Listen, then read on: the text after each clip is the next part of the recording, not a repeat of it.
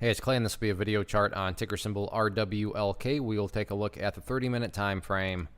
Real quick, what do I mean by 30-minute in case maybe you're new to charts?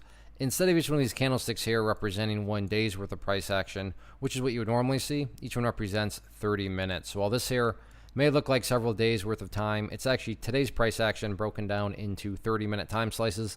I like to this time frame. I think it's a good job of telling the quote-unquote story of the price, and then makes mapping out levels of support and resistance a bit easier to see.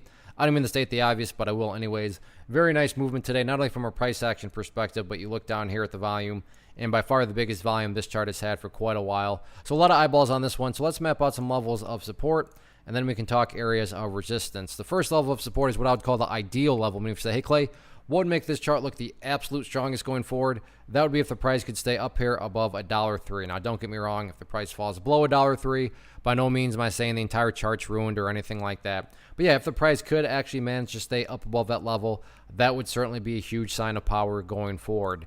Taking a step back, looking at things from more so a big picture point of view, that is where the purple line here comes into play, the famous 50-period simple moving average. Keyword being moving. As time goes by, that line is going to move itself higher and higher.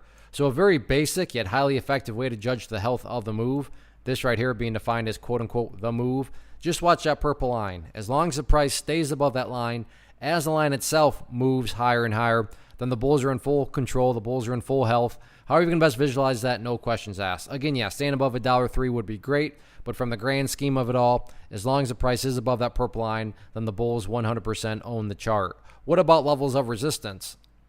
As far as where the sellers are hanging out at, key level going in tomorrow right here around $1.15. Yeah, I realize the price actually did break up to right around $1.20, but when you look at the main kind of congestion areas and where the the most data points are, there's just a lot more points right around $1.15, which to me leads me to believe that's kind of more so the real level of resistance as opposed to just jumping up to $1.20. So $1.15, I think that's the key break, and if the bulls can get a high volume break of that, then it's got a great chance to get up above $1.20 and even above there. But one step at a time, get above $1.15. All in all, though, just keep on building higher bases, because as long as you have higher bases, everything else takes care of itself, including breaking levels of resistance. One of the biggest questions that I get is, hey Clay, how do you find the stocks that you trade? So what I've done is put together a free resource guide where I talk about the tools that I use to locate stocks that I find interesting and think may have potential. So if that sounds like something that could add value to you as a trader, then click on the image that is up on the screen right now and I will email you the guide. The guide itself is very short and to the point, and best part, it's completely free. Thanks for watching the video. Let me know if you have any questions.